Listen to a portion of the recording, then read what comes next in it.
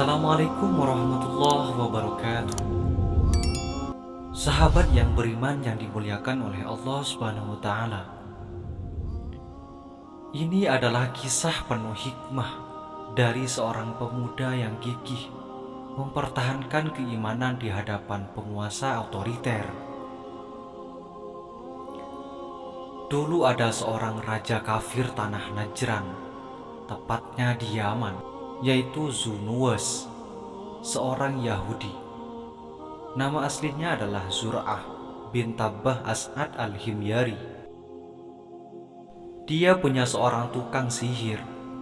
Ketika tukang sihir itu berusia senja, ia mengatakan kepada raja bahwa ia sudah tua dan meminta agar dikirimkan anak yang akan jadi pewaris ilmu sihirnya.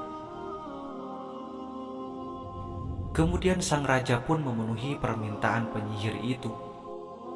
Diutuslah kepadanya seorang anak yang bernama Abdullah ibnu As-Samir, dan tukang sihir pun mulai mengajarinya. Di tengah perjalanan belajar, anak itu bertemu seorang rohib atau pendeta penyembah Allah Subhanahu wa taala yang mengikuti agama Nabi Isa yang bernama Fi-Miyun. Karena ketakjubannya pada nasihat-nasihat yang disampaikan rohib, anak itu pun duduk dan menyimak nasihat-nasihatnya. Begitu juga hari-hari berikutnya, sepulang dari belajar sihir, ia temui si rohib dan duduk bersamanya. Karena itu dia dipukul si tukang sihir karena keterlambatan mendatanginya. Kejadian itu pun diadukannya kepada rohib. Jika engkau khawatir pada tukang sihir, maka katakan saja bahwa keluargaku menahanku.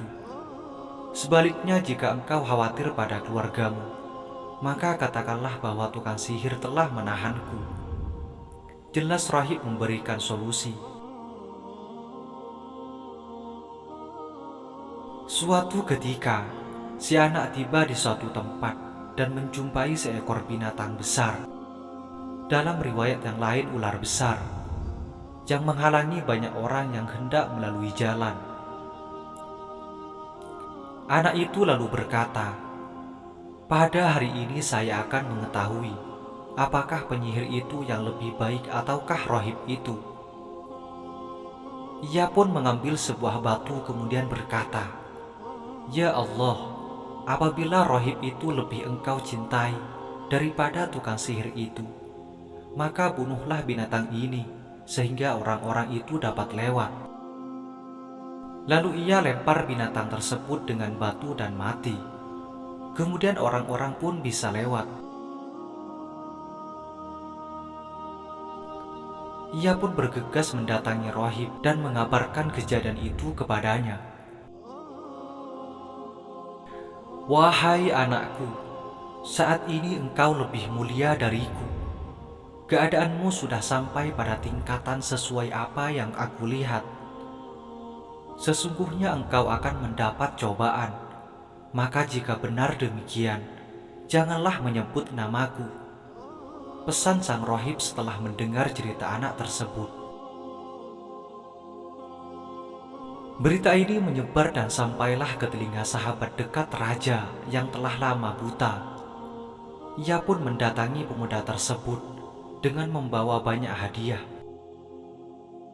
Ia berkata pada pemuda tersebut, "Ini semua bisa jadi milikmu asalkan engkau dapat menyembuhkanku."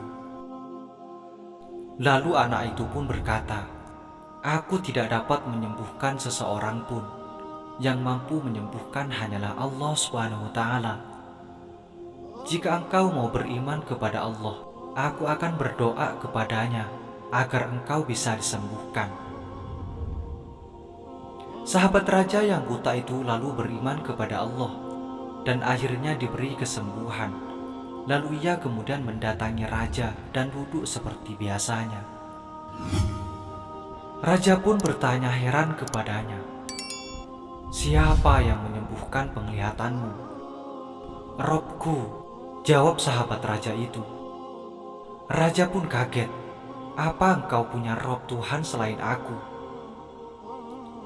"Robku dan Robmu itu sama, yaitu Allah Subhanahu wa taala. Tegas sahabat raja menjawab.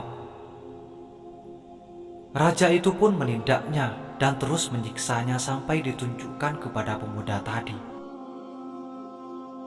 Setelah kedatangannya, raja berkata, "Wahai anakku, telah sampai kepadaku berita mengenai sihirmu yang bisa menyembuhkan orang buta dan berpenyakit kulit, serta engkau dapat melakukan ini dan itu." Kemudian sang pemuda pun menjawab, "Sesungguhnya aku tidaklah dapat menyembuhkan siapapun. Yang menyembuhkan hanyalah Allah Subhanahu wa Ta'ala."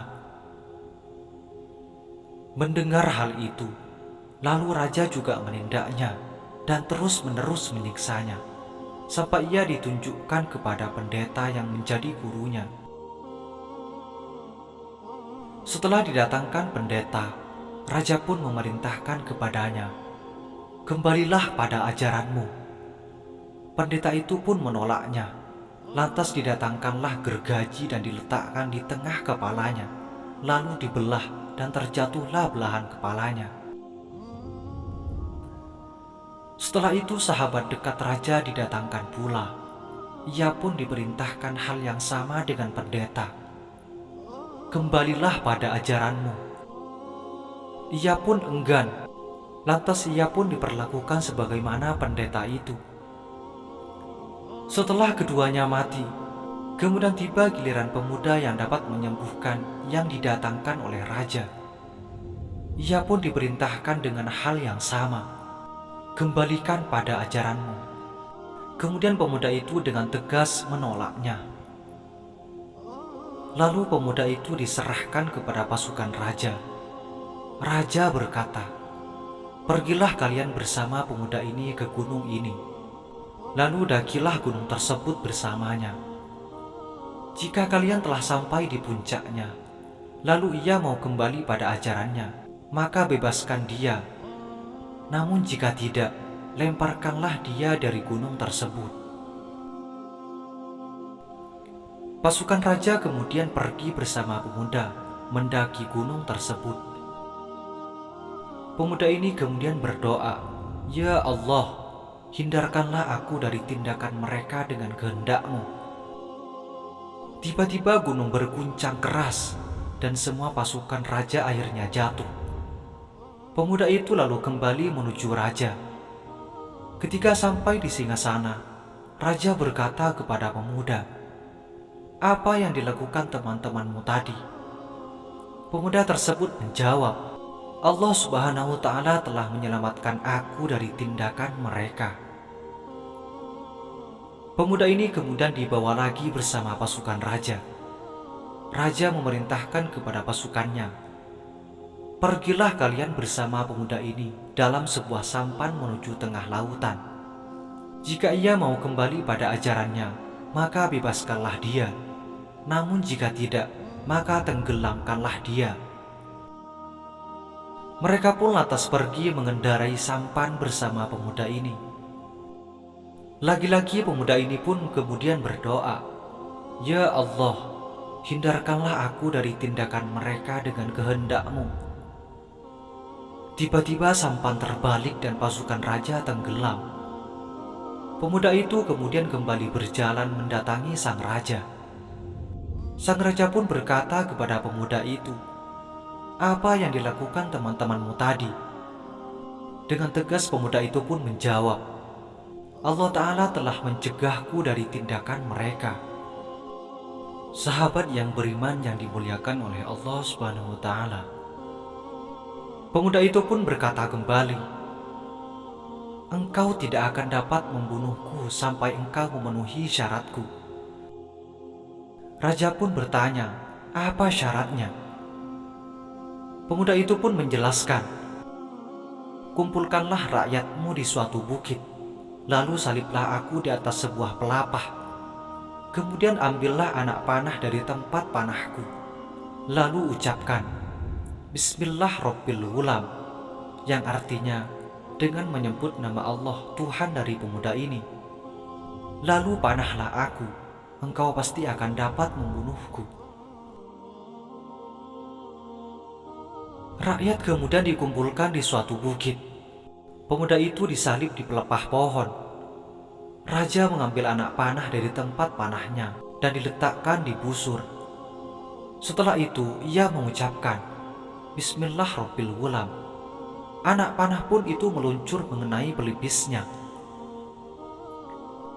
Secara refleks pemuda tersebut memegang pelipisnya, tempat anak panah tersebut menancap, dan kemudian pemuda itu mati.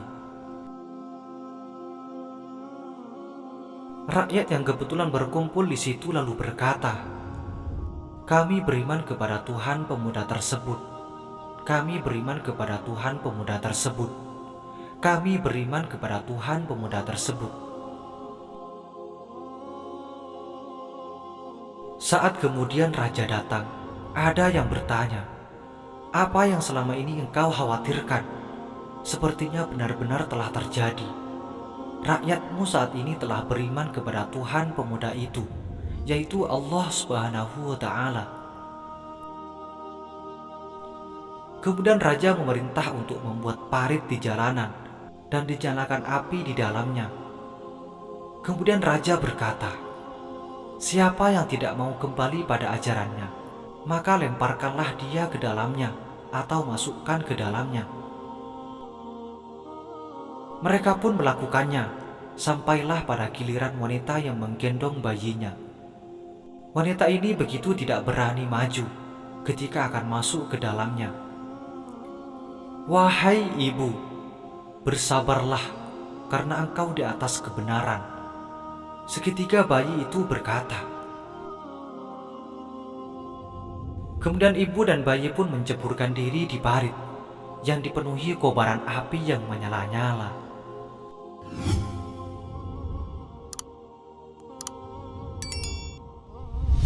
Apa yang dapat kita ambil dari hikmah kisah tersebut?